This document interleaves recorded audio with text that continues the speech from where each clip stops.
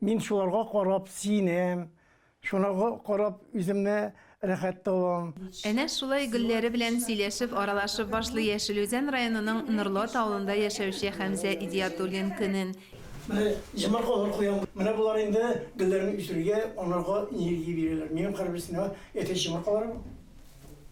Ират өчен бераз гадәти дә булмаган шөгыль кебек. Әмма Хәмзә Идиятуллин искәрмә, ул гөлләргә гашыйк. Гөлләр сөйләшә дип әйтәләр, ул дөрестә сөйләшә.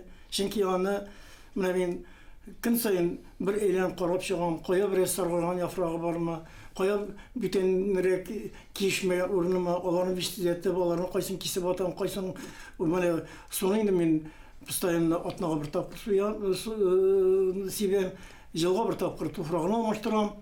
Гомер буе авыл хуҗалыгы тармагында бик җаваплы җитәкче вазифаларында эшләп ялга чыккан ул.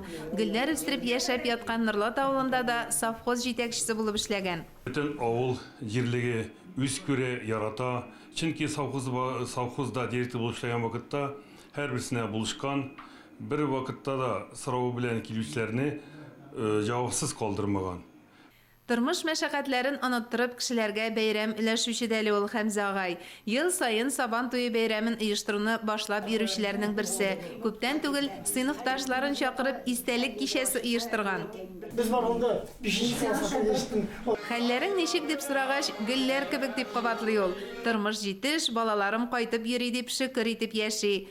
Кеше иренмичән, курыкмичән, теләге булган чагында үзенә сайлаган юлны дөрес алып барган вакытта бүгенге көн, бүгенге тормыш ямьле дә, күңелле дә. Җәен бакчасы да аллы гөлле чәчәкләр белән балкып тора. Күрәсең, тормыш матурлыгын тоеп яшәүчеләрнең яше артса да күңеле картаймый. Мөршидә Җихан, Данил Жданов, Татарстан яңалыклары.